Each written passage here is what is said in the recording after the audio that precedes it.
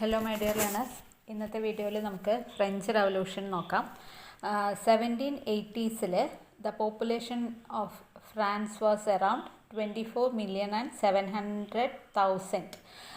ഇത്രയുമാണ് 1780s ഫ്രാൻസിലെ population എന്ന് പറയുന്നത്. And it was divided into 3 estates. 3 estates ആയിട്ട് ഈ പോപ്പുലേഷനെ ഡിവൈഡ് ചെയ്തിട്ടുണ്ട്. അതിൽ ഫസ്റ്റ് എസ്റ്റേറ്റ് എന്ന് പറയുന്നത് റോമൻ കാത്തലിക് ക്ലർജി ആണ്, which was numbered about 1 lakh.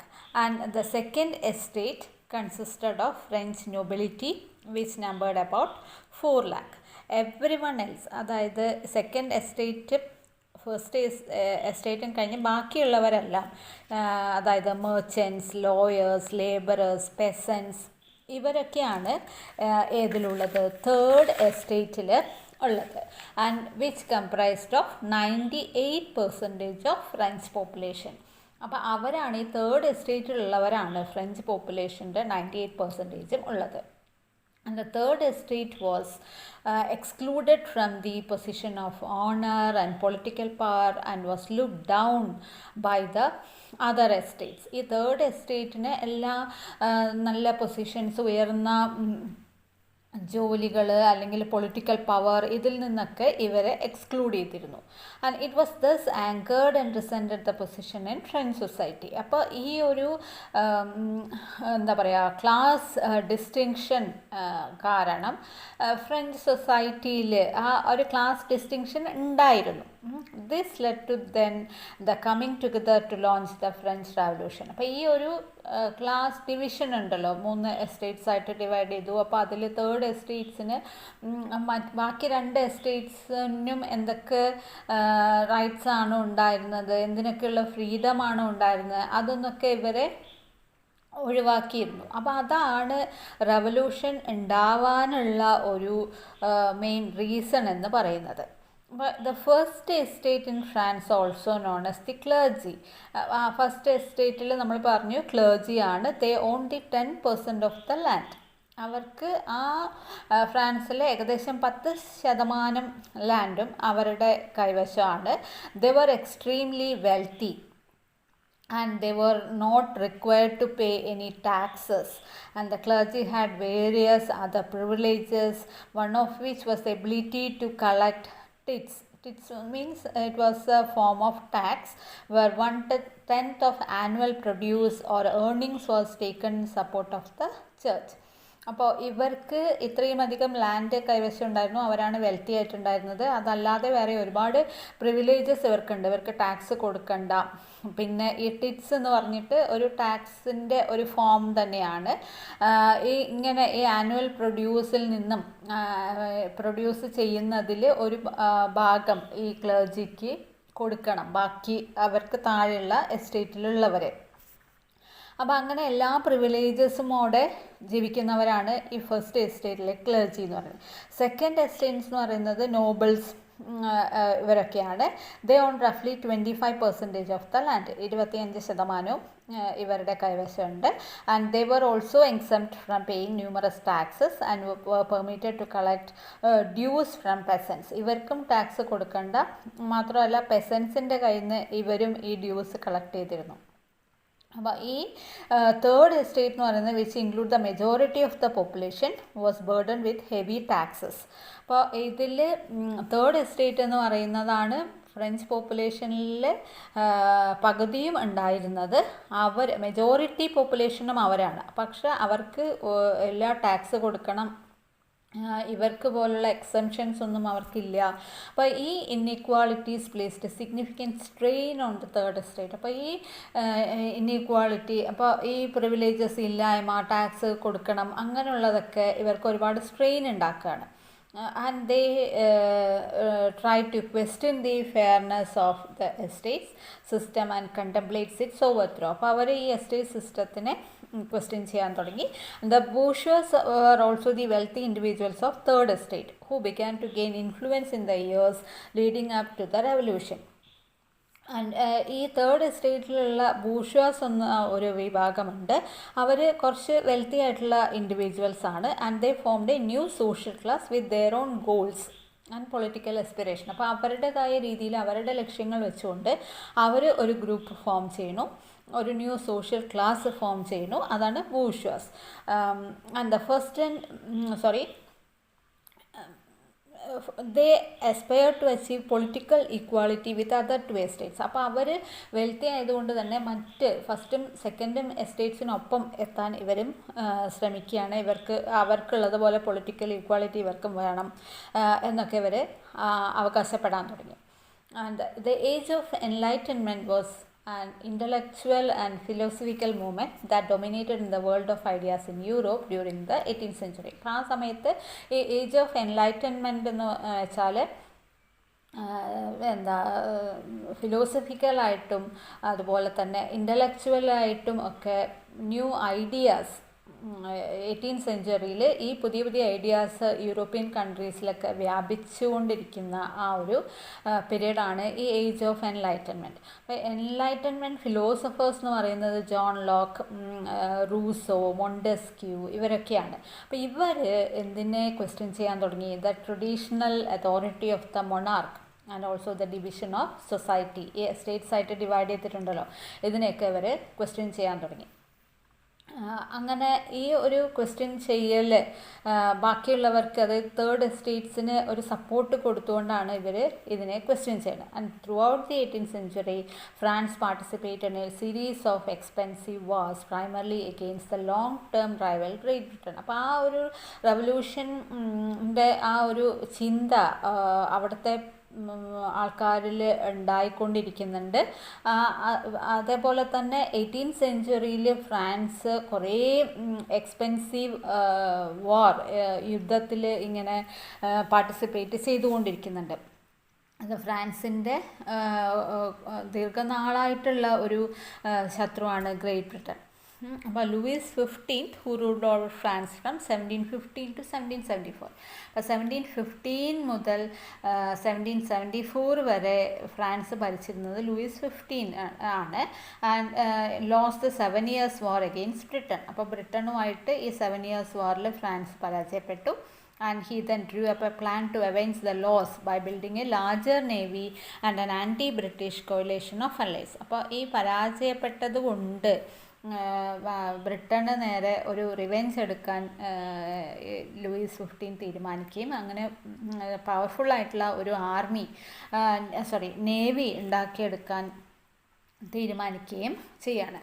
അപ്പോൾ ഇങ്ങനെ ഇതിനൊക്കെ ശ്രമിച്ചത് കാരണം ഫ്രാൻസിന് ഒരു വലിയ ഡെറ്റ്, അതായത് കടം തന്നെ ഉണ്ടായി. Louis XVI, grandson of Louis XV, who succeeded him in 1774. 1774 Louis 16 Louis 15 ശേഷം അവിടുത്തെ ഭരണാധികാരിയായി. And then involve France in the American war of independence against Britain. അങ്ങനെ ഫ്രാൻസും അമേരിക്കയും ചേർന്ന് അമേരിക്കൻ വാർ ഓഫ് ഇൻഡിപെൻഡൻസിൽ പാർട്ടിസിപ്പേറ്റ് ചെയ്തു. അതും ബ്രിട്ടൻ അഗെയിൻസ്റ്റ് ആയിട്ടാണ്. അതിൽ അമേരിക്ക വിൻ ചെയ്തുവെങ്കിലും France gain little from it. അപ്പോൾ ഗെയിൻ ചെയ്തു. ഫ്രാൻസിന്, അമേരിക്കയെ സപ്പോർട്ട് ചെയ്ത ഫ്രാൻസിന് അതിന്ന് കുറച്ച് ലാഭവും ഉണ്ടായി. French support for the war was expensive, costing 1.066 million. ഇതായിരുന്നു ഫ്രാൻസിൻ്റെ അന്നത്തെ വാർ എക്സ്പെൻസ് എന്ന് പറയുന്നത്. അപ്പോൾ ഈ ഒരു എക്സ്പെൻസും കൂടി ആയപ്പോൾ ഫ്രാൻസിലുള്ള ഇക്കണോമിക് ക്രൈസിസ് കുറച്ചും കൂടി അതോടെ ഈ രാജ്യത്തിന് ഒരു ബാങ്ക്രപ്സിയിലേക്ക് ഇത് വഴിതെളിക്കുകയാണ് ചെയ്തത്.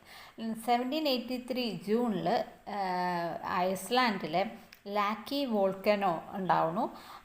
അതും ഒരു മാത്രമല്ല യൂറോപ്യൻ കൺട്രീസിലൊക്കെ ഒരു സിവിയർ വിൻ്റർ ഉണ്ടാവണു. ആ വിൻ്ററിന് ശേഷമുള്ള സമ്മറും അതുപോലെ തന്നെ ഈ രാജ്യത്തെ ബാധിച്ചു. അത് വരൾച്ചയും പിന്നെ പട്ടിണി, ദാരിദ്ര്യം അങ്ങനെയുള്ള പ്രശ്നങ്ങളൊക്കെ ഫ്രാൻസിനെ ഇങ്ങനെ തുടരെ ഓരോന്നായിട്ട് ഫ്രാൻസിനെ ബാധിച്ചുകൊണ്ടിരിക്കാൻ തുടങ്ങി. And then experience another series of poor harvest. 1787 88 ഈ ക്ലൈമാറ്റിക് കണ്ടീഷൻ മോശമായതുകൊണ്ട് തന്നെ അവരുടെ ഹാർവെസ്റ്റ് വളരെയധികം മോശമായിരുന്നു. വെതർ കണ്ടീഷനൊക്കെ മോശമായി.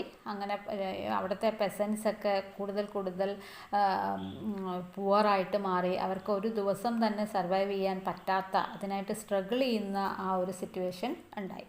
The situation in France worsened when poor harvest caused the price of flour to increase dramatically. അപ്പോൾ ഈ ഹാർവെസ്റ്റ് ഒക്കെ മോശമാവുമ്പോൾ സ്വാഭാവികമായിട്ടും ഈ അഗ്രികൾച്ചർ പ്രോഡക്ട്സിനൊക്കെ വില കൂടാൻ തുടങ്ങി. ഫ്ലോറിൻ്റെ, അതായത് മാവ്, പൊടി, ഗോതമ്പ് അങ്ങനെയുള്ള സാധനങ്ങൾക്കൊക്കെ വില കൂടാൻ തുടങ്ങി. Bread was the staple food for most French citizens. അപ്പോൾ പകുതിയും ഫ്രഞ്ച് സിറ്റിസൻസിൻ്റെ ഒരു സ്റ്റേപ്പിൾ ഫുഡ് എന്ന് പറയുന്നത് ബ്രെഡാണ്. And it is estimated by historians that the working class of France was spending about 90% of the daily income on just bread. അപ്പോൾ historians പറയുന്നത് ആ കാലഘട്ടത്തിൽ ഫ്രാൻസിലുള്ള സിറ്റിസൻസ് അവരുടെ ഡെയിലി ഇൻകത്തിൻ്റെ 90%ഉം ഈ ഒരു ബ്രെഡ് വാങ്ങിക്കാൻ മാത്രം സ്പെൻഡ് ചെയ്യേണ്ട അവസ്ഥ വന്നു. കാരണം അത്രയും പ്രൈസ് അവിടെ ഇൻക്രീസ് ചെയ്യാണ്. അപ്പോൾ ഈ rise in the cost of bread severely affected the common French citizens. അപ്പോൾ ഇത്രയും വില കൂടിയതുകൊണ്ട് സാധാരണ ഫ്രഞ്ച് പൗരന്മാർക്ക് അല്ലെങ്കിൽ അവിടെയുള്ള സാധാരണക്കാർക്ക് പോലും ജീവിക്കാൻ പറ്റാത്ത അവസ്ഥയായി. അത്രയ്ക്കും ഫുഡ് പ്രൈസസ് അവിടെ ഉണ്ടായി. And in France, as in most other European nation, monarch rule based on the divine right of kings. ഫ്രാൻസിൽ മറ്റ് യൂറോപ്യൻ നേഷൻസിനെ പോലെ തന്നെ രാജ അധികാരം എന്ന് പറയുന്നത് ഡിവൈൻ റൈറ്റാണ്, ദൈവികമായിട്ട് കിട്ടിയിട്ടുള്ള ഒരു പവറാണ് ഈ രാജ്യാധികാരം എന്നാണ് അവർ വിശ്വസിച്ചിരുന്നത്. And he was thus not answerable to his subjects. അപ്പോൾ ദൈവമാണ് ഞങ്ങളെ രാജാവാക്കിയത്. അപ്പോൾ ഈ സിറ്റിസൻസിനോട് അവർക്ക് ആൻസർ പറയേണ്ട ആവശ്യമില്ല.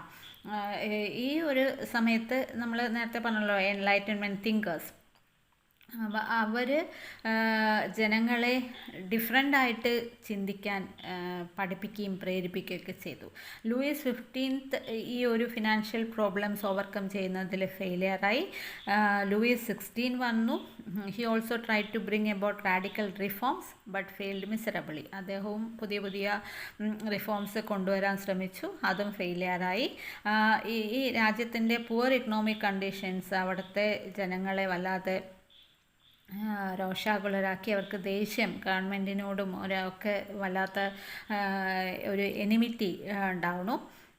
Moreover, both Louis XV and his grandson were aware of anti-monarchist forces that were threatening their family rule and they were unable to stop them. അപ്പോൾ ഇവരാണെങ്കിൽ രണ്ട് ഭരണാധികാരികളും ഇങ്ങനെ ഒരു ഫ്രാൻസിനെ ആ ഒരു സിറ്റുവേഷനിൽ നിന്നും എന്താ പറയുക, അതിനെ പുറത്തേക്ക് കൊണ്ടുവരണം, അല്ലെങ്കിൽ അവിടെ കുറേ മാറ്റങ്ങൾ കൊണ്ടുവരാനോ അല്ലെങ്കിൽ ഇതിനൊരു സൊല്യൂഷൻ കാണാനോ ആ റൂളേഴ്സിന് കഴിഞ്ഞില്ല.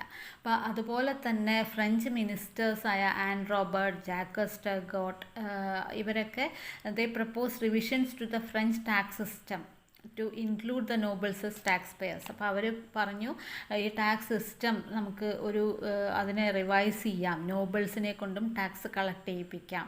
അപ്പോൾ അങ്ങനെ ടാക്സ് കളക്ഷനിലൂടെ ഈ ഫിനാൻഷ്യൽ ക്രൈസിസ് ഒരു പരിധി വരെ നമുക്ക് ഓവർകം ചെയ്യാൻ പറ്റും എന്നൊരു ഐഡിയ ഇവർ കൊണ്ടുവന്നു. അങ്ങനെ parliament in France was provisional. Parliament എന്ന് പറയുന്നത് അവിടുത്തെ ഒരു കോർട്ട് പോലെയാണ്. And there was not legislative bodies but consisted of appellate judges. ഇവർ എന്താ ഇങ്ങനെ ഒരു ഐഡിയ കൊണ്ടുവന്നു. അങ്ങനെ ഈ നൊബിലിറ്റീനെയും ടാക്സ് കളക്ഷനിൽ ഇൻക്ലൂഡ് ചെയ്തു. The extra vacant expenditure on luxuries. ഈ ഭരണാധികാരികളാണെങ്കിൽ അവർ ലക്ഷൂറിയസ് ലൈഫാണല്ലോ, പൈസ ഒരുപാട് അതിനു വേണ്ടി സ്പെൻഡ് ചെയ്യുന്ന ആൾക്കാരായിരുന്നു. ഈ ലൂയിസ് 15 ആണെങ്കിലും 16 ആണെങ്കിലും. അപ്പം രാജ്യം ഇത്രയും ഫിനാൻഷ്യൽ ക്രൈസിസ് ഒക്കെ ഫേസ് ചെയ്യുമ്പോഴും അവർ അവരുടെ ദൂരത്തിന് പൈസ ഇങ്ങനെ സ്പെൻഡ് ചെയ്തുകൊണ്ടിരുന്നു. പാലസ് റീമോഡൽ ചെയ്യുക, പിന്നെ അങ്ങനെ അവരുടെ സ്വന്തം ആവശ്യങ്ങൾക്ക് വേണ്ടി അവർ പൈസ ഇങ്ങനെ സ്പെൻഡ് ചെയ്യാണ്. And these large expenditures by the French monarchy cause dissatisfaction among the people. അപ്പോൾ ഇത് ജനങ്ങൾക്കിടയിൽ ഒരു ഈ ഭരണാധികാരികളോട് വീണ്ടും ഒരു ദേഷ്യം ഉണ്ടാവാൻ കാരണമായി. And who began to view its leaders as wasteful. ലീഡേഴ്സൊക്കെ വേസ്റ്റാണ്, ഭരണാധികാരികൾ വേസ്റ്റാണ് എന്നുള്ള ചിന്ത ജനങ്ങളുടെ മനസ്സിലുണ്ടായിരുന്നു. അപ്പോൾ അവർ സഫർ ചെയ്യുമ്പോൾ ഇവർ നല്ല സുഖലോലുപതയിൽ ജീവിക്കുകയാണ്. അപ്പോൾ അത് ഈ ഭരണാധികാരികൾക്കെതിരെ പ്രവർത്തിക്കാൻ അല്ലെങ്കിൽ ചിന്തിക്കാൻ ജനങ്ങളെ സ്വയം പ്രാപ്തരാക്കുകയാണ്. അപ്പോൾ ഇതിൽ ഇത്രയും ഇൻക്ലൂഡ് ചെയ്യാം. ഇനി ഇഫക്ട്സ് ആണ് ഉള്ളത്, അതും കൂടെ ആഡ് ചെയ്താൽ ലെങ്തി വീഡിയോ ആവും. അതുകൊണ്ട് അടുത്ത വീഡിയോയിൽ അത് അപ്ലോഡ് ചെയ്യാം, പെട്ടെന്ന് തന്നെ അപ്ലോഡ് ചെയ്യാം കേട്ടോ. Okay, thank you.